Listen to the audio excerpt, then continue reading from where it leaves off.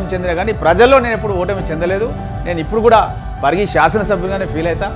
పరిగి అభివృద్ధి గురించి ఇప్పుడు నేను కృషి చేస్తూనే ఉంటా. ఇప్పుడు కాంగ్రెస్ పార్టీని తీసుకుంటే కోవట్ల సమస్య ఎక్కువ ఉంది అంటున్నారు. మరి దీని నుంచి బయటపడినట్టేనా? కాంగ్రెస్ పార్టీ బలమేమో కానీ సీఎంలు ఎక్కువగా ఉన్నారనే టాక్ అయితే ఉంది బయట. మరి దీని గురించి మీరేమంటారు? ఈ శాసనసభ్యుడు ఘోరంగా ఫెయిల్ అయిపోయాడు. ఈ మధ్యకాలంలో మీరు చూసుకుంటారు, ఏ సర్వే చూసినా ఏ రిపోర్ట్ చూసినా ఆయన మైనస్ అని చెప్పి టీవీలలో కూడా టెలికాస్ట్ అవుతుంది. అలాంటి పరిస్థితి ఉంది. ఆయన ఎంతసేపు రియల్ ఎస్టేట్ వ్యవహారాలు చేయడం, భూములు కొనడం, డీలర్గా మారిపోయింది తప్ప పరిగి నియోజకవర్గ సమగ్ర అభివృద్ధి లేదు. ఇక్కడ డాక్టర్స్ లేరు. చాలా ఇబ్బందికరమైన పరిస్థితి ఇక్కడ హాస్పిటల్ లోపల ఉన్నది. చనిపోతున్నారు పేషెంట్స్. ప్రతిపక్షంగా ఇప్పుడు బీజేపీ దూసుకోవాలని చూస్తుంది. మరి మీరే బలంతో ముందుకెళ్తున్నారు.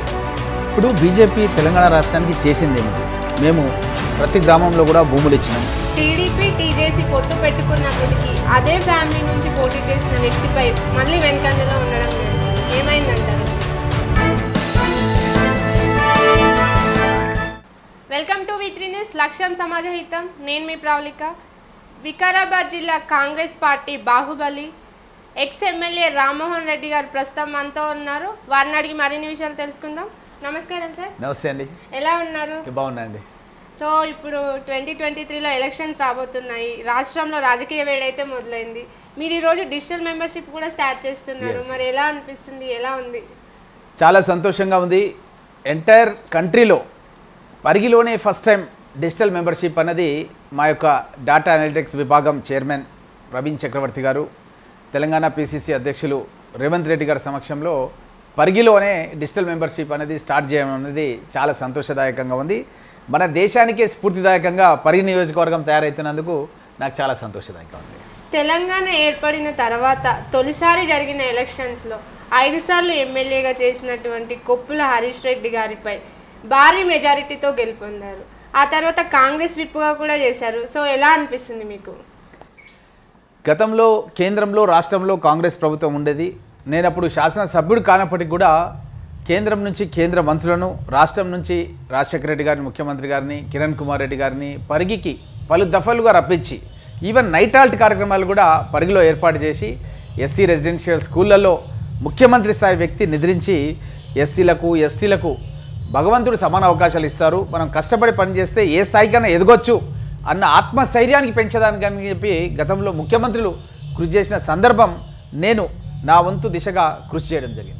టీడీపీ టీజేసీ పొత్తు పెట్టుకున్నప్పటికీ అదే ఫ్యామిలీ నుంచి పోటీ చేసిన వ్యక్తిపై మళ్ళీ వెనుకంజలో ఉండడం జరిగింది. ఏమైందంటారు అప్పుడు?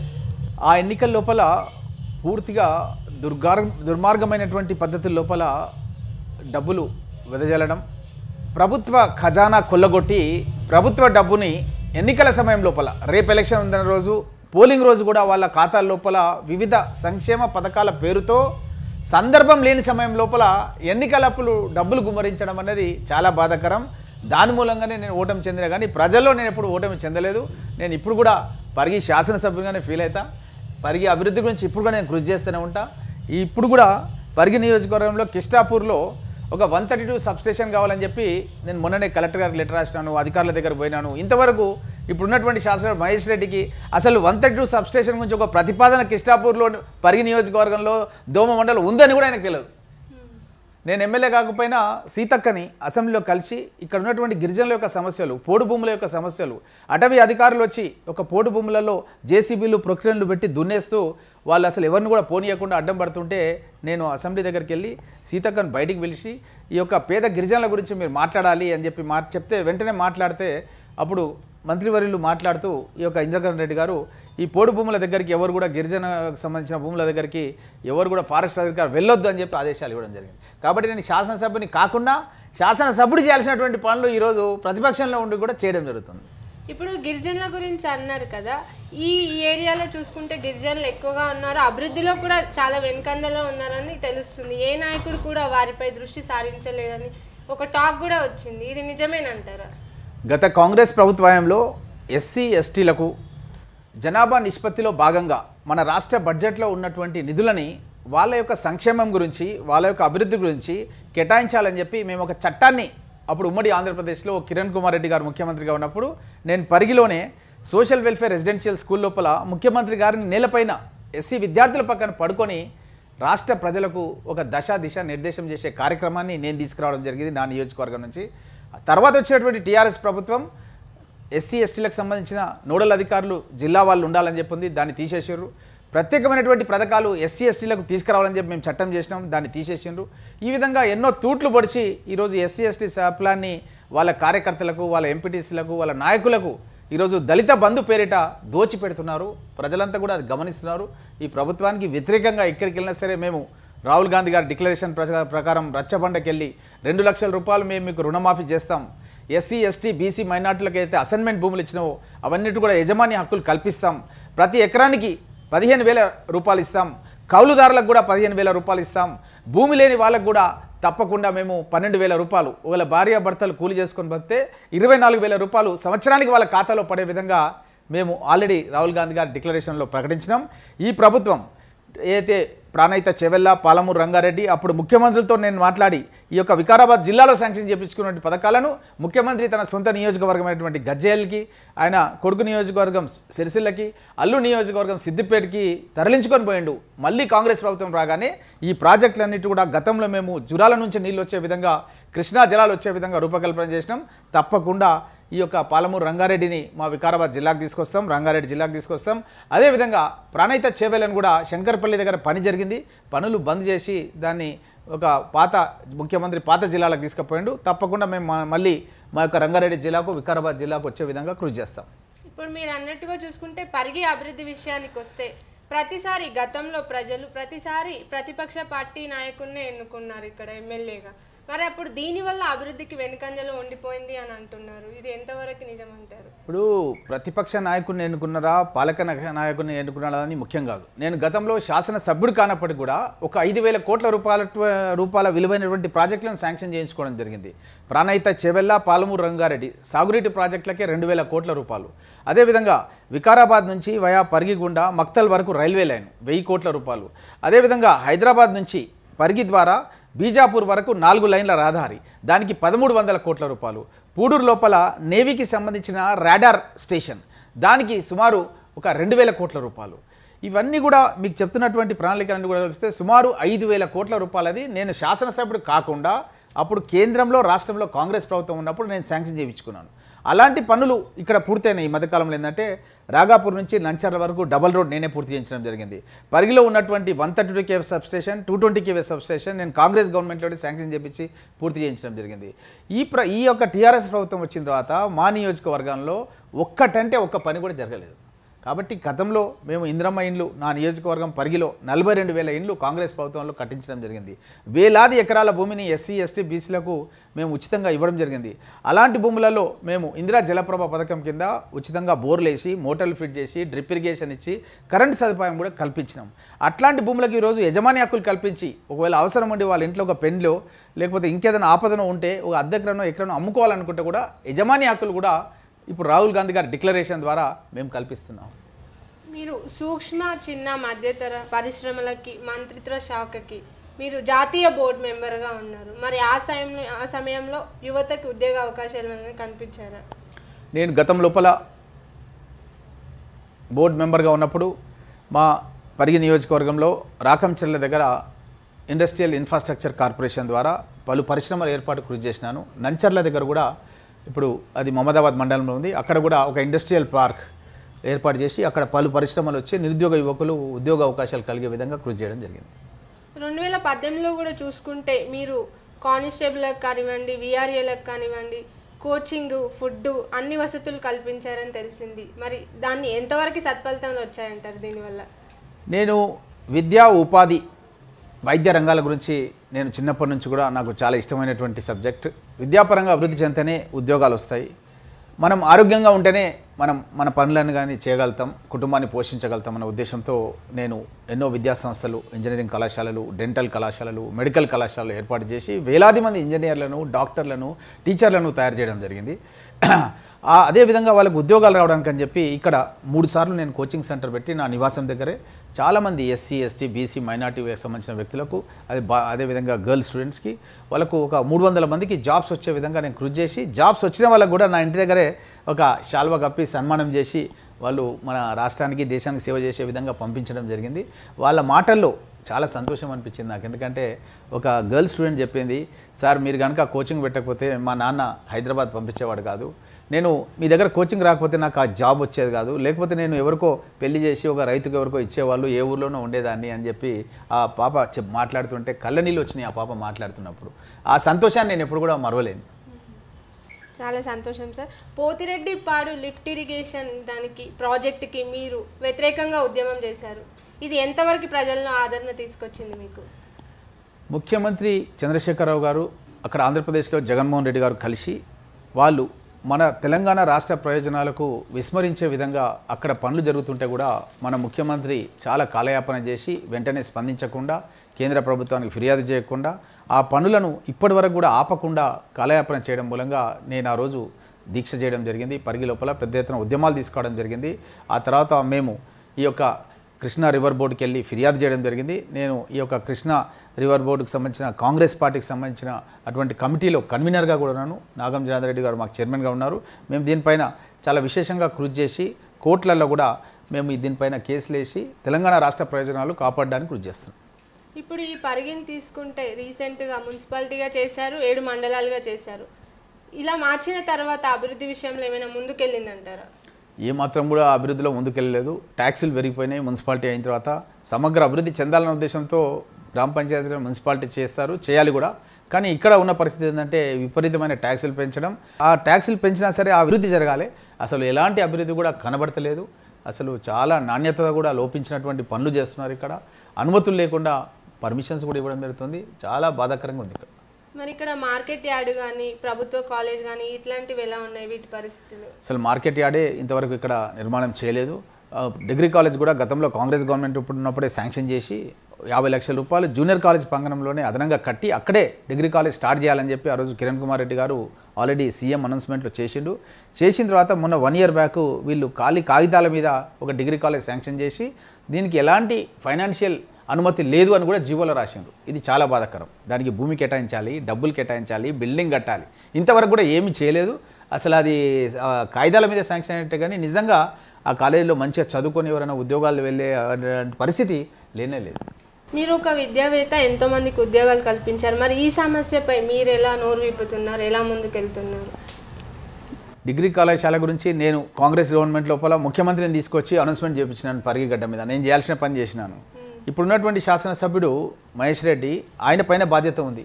ఒక వారసత్వంగా గతంలో ఉన్న వాళ్ళు ఎవరైనా సరే వాళ్ళు ఒక 5,000 కోట్లు శాంక్షన్ చేపిస్తే వాళ్ళు హామీలు రాబడితే ఆ హామీలను ఈ ముఖ్యమంత్రి దగ్గరికి వెళ్ళి తీసుకురావాల్సినటువంటి బాధ్యత ఇప్పుడున్నటువంటి శాసనసభ్యుని పైన ఉంటుంది. ఈ శాసనసభ్యుడు ఘోరంగా ఫెయిల్ అయిపోయాడు. ఈ మధ్యకాలంలో మీరు చూస్తుంటారు, ఏ సర్వే చూసినా ఏ రిపోర్ట్ చూసినా ఆయన మైనస్ అని చెప్పి టీవీలలో కూడా టెలికాస్ట్ అవుతుంది. అలాంటి పరిస్థితి ఉంది. ఆయన ఎంతసేపు రియల్ ఎస్టేట్ వ్యవహారాలు చేయడం, భూములు కొనడం, డీలర్గా మారిపోయింది తప్ప పరిగి నియోజకవర్గ సమగ్ర అభివృద్ధి లేదు. ఇక్కడ డాక్టర్స్ లేరు. చాలా ఇబ్బందికరమైన పరిస్థితి ఇక్కడ హాస్పిటల్ లోపల ఉన్నది. చనిపోతున్నారు పేషెంట్స్. మరి ఇప్పుడు సోలార్ విద్యుత్, పవన విద్యుత్ ఈ ప్రాజెక్టుల అభివృద్ధి విషయంలో మీ పాత్ర ఎంతవరకు ఉంది? దీని ద్వారా ఎంతమందికి ఉద్యోగాలు కల్పించగలిగారు? కాంగ్రెస్ గవర్నమెంట్ ఉన్నప్పుడే పరిగి నియోజకవర్గం లోపల ఈ యొక్క పవన విద్యుత్ కానీ సోలార్ విద్యుత్ కానీ పరిశ్రమలు అప్పుడు గవర్నమెంట్ వాళ్ళతో రేట్ కాంట్రాక్ట్ చేసుకుంది. పర్ యూనిట్ ఇంత కొంటామని చెప్పి ఆ రేట్ కాంట్రాక్ట్ చేయడం మూలంగానే అప్పుడు వచ్చిన పరిశ్రమలు నడుస్తున్నాయి తప్ప ఈ టీఆర్ఎస్ గవర్నమెంట్ ఇచ్చిన తర్వాత ఒక్క పరిశ్రమ అంటే ఒకటి కూడా రాలేదు. మీరు ఎమ్మెల్యేగా ఉన్నప్పుడే చాలా పరిశ్రమలు తీసుకొచ్చారని కూడా టాక్ ఉంది, దాని గురించి చెప్తారు? నేను ఎమ్మెల్యేగా ఉన్నప్పుడే మన రాకంచర్ల దగ్గర ఇండస్ట్రియల్ ఏరియా లోపల పలు పరిశ్రమలు తీసుకురావడం జరిగింది. అదేవిధంగా నంచర్లలో కూడా మన మహమ్మదాబాద్ మండలంలో కూడా పరిశ్రమలు, ఇండస్ట్రియల్ పార్క్స్ అంటే రోడ్లు వేసి డ్రింకింగ్ వాటర్ పెట్టేసి ట్యాంక్స్ ఇండస్ట్రియల్ వాటర్ ఇచ్చి అక్కడ ఇండస్ట్రీస్కి మేము ఎస్టాబ్లిష్ చేయడానికి ఇన్ఫ్రాస్ట్రక్చర్ క్రియేట్ చేసి ఇండస్ట్రీస్ వచ్చే విధంగా కృషి చేయడం జరిగింది. కాంగ్రెస్ పార్టీ బలమేమో కానీ సీఎంలు ఎక్కువగా ఉన్నారనే టాక్ అయితే ఉంది బయట, మరి దీని గురించి మీరేమంటారు?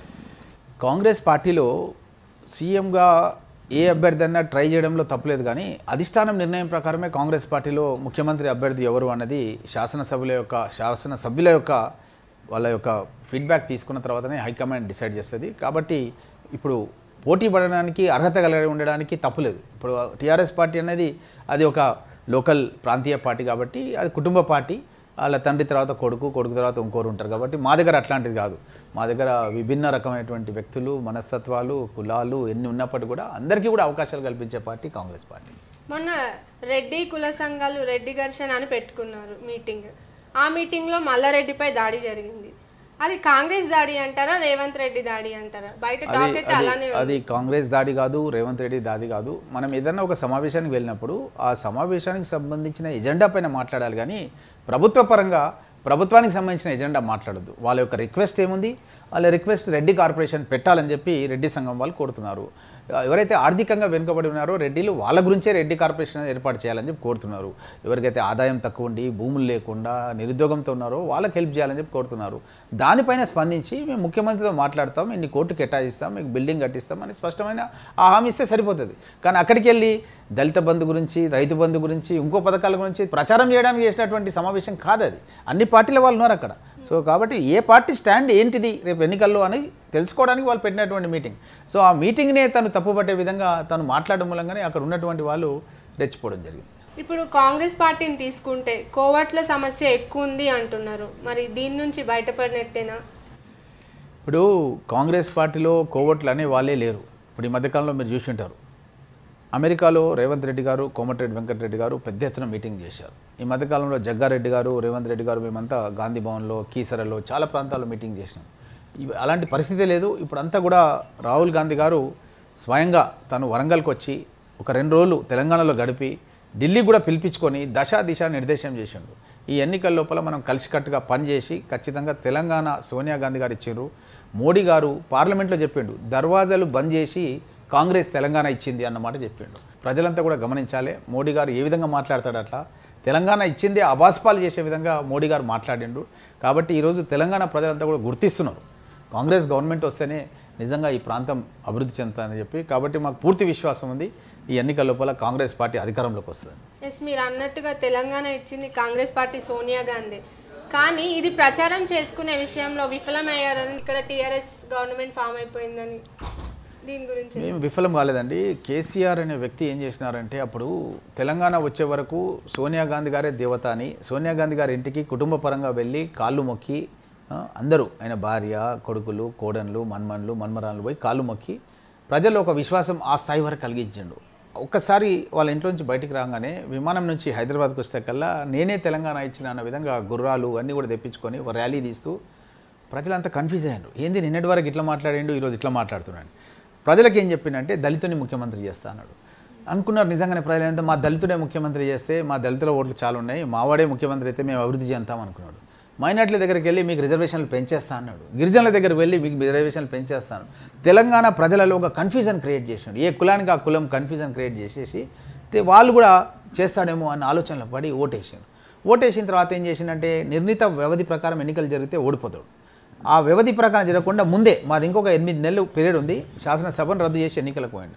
ఒకేసారి పార్లమెంట్ అసెంబ్లీ జరిగితే ఖచ్చితంగా ఈ ప్రభుత్వం రాకుంటుండే. సో ముందే ఎన్నికలకు పోవడం మూలంగా మేము ఇంకా రెడీ లేము, ఇంకా 8 months పీరియడ్ ఉంది కదా అనుకుంటున్నాం. సడన్గా ఎలక్షన్ పెట్టేసి ఒక రాంగ్ డైరెక్షన్లో ఓడించడం జరిగింది. లేకపోతే ఖచ్చితంగా కాంగ్రెస్ ప్రభుత్వం వచ్చేది. కానీ ఇప్పటికైనా సరే ప్రజలంతా కూడా గుర్తించరు. ఎందుకంటే ఉదాహరణకు ₹1,00,000 రుణమాఫీ చేస్తా అని చెప్పి 4 ఏళ్ళు అయింది. ఇప్పటివరకు ₹1 కూడా రుణమాఫీ 5,000 10,000 చేసిండు అంతే, అంతకంటే ఎక్కువ చేయలేదు. ఇప్పుడు 2 లక్షలు అయిపోయింది, ఇంట్రెస్ట్తో సహా 2 లక్షలు అయిపోయింది, ఇవ్వట్లేదు. కాబట్టి ప్రజల వరకు కూడా నమ్మడం లేదు ఇప్పుడు. కాబట్టి ఖచ్చితంగా కాంగ్రెస్ పార్టీ అధికారంలోకి వస్తుంది. మేము సామాజిక వాదంతో పోతున్నాం.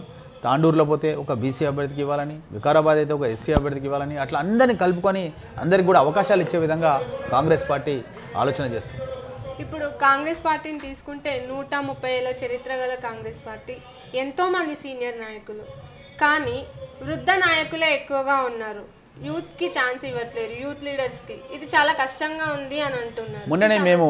మొన్ననే నవసంకల్ప్ మేధవ్ మదనం అని చెప్పి ఉదయ్పూర్లో చేసినాం, కీసరలో చేసినాం, ఈరోజు ఇక్కడ కూడా పరిగిలో కూడా చేస్తున్నాం.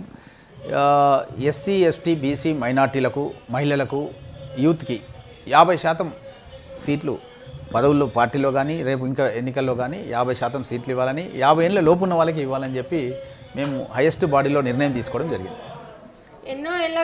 ఎన్నో ఏళ్ల చరిత్ర కలిగిన కాంగ్రెస్ పార్టీ ఇప్పుడు ముసుకబోతుంది అని విశ్లేషకులు అంటున్నారు. మరి ఎలా ముందుకు తీసుకెళ్తారు ఈ టైంలో?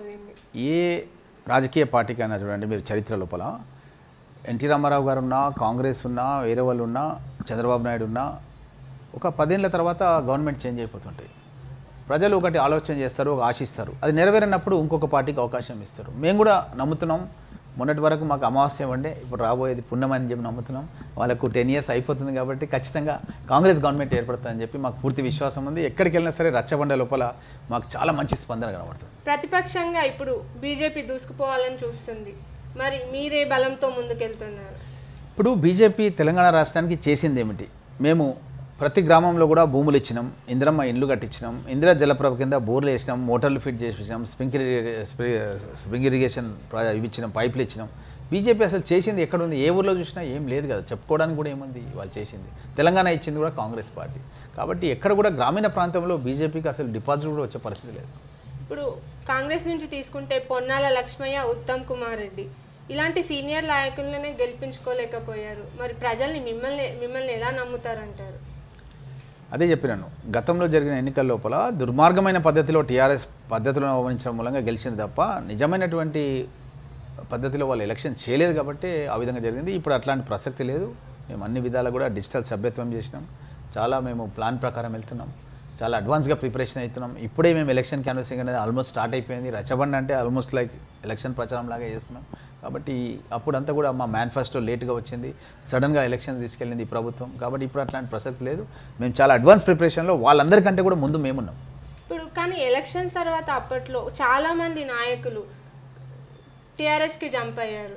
మరి ఇప్పుడు క్యాండిడేట్సే లేరు మీ దగ్గర అని అంటున్నారు. మా దగ్గర క్యాండిడేట్స్ చాలామంది ఉన్నారు, ఇంకా వాళ్ళకి లేరు క్యాండిడేట్స్. ఎక్కడైనా నియోజకవర్గం చూస్తే వాళ్ళకి 2-3 క్యాండిడేట్స్ ఉన్నారు. ఎక్కడ పోయినా సరే ఒకరు టికెట్ దొరకకపోతే వాళ్ళు మా దగ్గరకు వస్తారని చెప్పి అంటున్నారు. మా దగ్గర అట్లాంటి పరిస్థితి లేదు. మాకు ప్రణాళికాబద్ధంగా ముందు నుంచే క్యాండిడేట్స్ ఉన్నారు. మతం పేరుతో ఎంఐఎం, బీజేపీ ఏమో హిందుత్వంతో ముందుకెళ్తుంది, మీరేమో సెక్యులరిజం అంటున్నారు. దీని గురించి మీరేమంటారు? ఇప్పుడున్నటువంటి నిరుద్యోగ సమస్య లోపల ప్రజలు చాలామంది కోరుతున్నది ఏంటంటే ఉద్యోగాలు కావాలని కోరుతున్నారు తప్ప ఇంకో వేరే విషయం గురించి ఆలోచన చేస్తలేరు. ఇక్కడ ఎంపీగా ఉన్న కొండ అండ లేకుండా పోయింది, దీని గురించి మీరేం స్పందిస్తారు? కొండ విశ్వేశ్వరరెడ్డి గారు టీఆర్ఎస్ పార్టీ నుంచి గెలిచి కాంగ్రెస్ పార్టీలో చేయడం జరిగింది. కొద్ది ఓట్లతో టీఆర్ఎస్ వాళ్ళు అతన్ని కావాలని ఓడించడం జరిగింది. మా ప్రాంతంలో అంతా మెజార్టీ వచ్చింది. హైదరాబాద్ నగర సరిహద్దుల్లోనే తనకు మైనస్ వచ్చింది తప్ప ఇక్కడ అంతా కూడా మేము మెజార్టీ ఇచ్చినాం. జిహెచ్ఎంసీ దుబ్బాక ఎలక్షన్స్లో మీకు 3వ స్థానం దక్కింది, దీని గురించి చెప్తారా? మీకు తెలియంది కాదు, జిహెచ్ఎంసీ ఎన్నికల లోపల ఈ యొక్క టీఆర్ఎస్ నాయకులు వాళ్ళు ఒక్కొక్కరికి 10,000 రూపాయలు వరదలు వచ్చినందుకు క్యాష్ డిస్ట్రిబ్యూట్ చేశారు. వీళ్ళంతా కూడా గవర్నమెంట్ డబ్బు డిస్ట్రిబ్యూట్ చేసి ఎన్నికలప్పుడు లబ్ధి పొందుతున్నారు. వీళ్ళు బండి ఖరాబ్ అయితే ఫ్లడ్స్లలో మేము బండి ఇస్తామని చెప్పి బండి సంజయ్ గారు కూడా చెప్పారు. కానీ బండ్లు ఇవ్వలేదు. ఏంటంటే ఇన్సూరెన్స్ ఉంటే ఇస్తాను కూడా ఆయన చెప్పడం జరిగింది. కాబట్టి మేము అట్లాంటి పనులు చేయలేదు. మేము ఏదైనా చెప్తే చెప్పిన దానికి కట్టుబడి ఉంటాం. కాబట్టి ఖచ్చితంగా ఈసారి విశ్వసిస్తున్నారు. వాళ్ళు చెప్పింది ఏది చేయలేదు కాబట్టి కాంగ్రెస్ పార్టీ పునాదులు ఉన్నాయి, చేసిన రికార్డు ఉంది కాబట్టి మేము రుణమాఫీ చేస్తామంటే చేసినాం గతంలో. కాబట్టి రచ్చబండ దగ్గర ఇండ్లు ఇస్తామంటే ఇండ్లు ఇచ్చినాం, పెన్షన్లు ఇస్తామంటే పెన్షన్లు ఇచ్చినాం, రేషన్ కార్డులు ఇస్తామంటే రేషన్లు ఇచ్చినాం. కాబట్టి ఖచ్చితంగా ప్రజలు మమ్మల్ని నమ్ముతున్నారు ఇప్పుడు. Thank you sir. నమస్తే అండి. ఇదండి ఇవాల్టి వీడియో. వికారాబాద్ జిల్లా బాహుబలి ఎక్స్ఎమ్మెల్యే రామ్మోహన్ రెడ్డి గారితో ముచ్చటించడం జరిగింది కదా, చూసారు కదా. ఇది ఇవాల్టి వీడియో. మరో గెస్ట్తో మళ్ళీ కలుద్దాం. చూస్తూనే ఉండండి V3 న్యూస్.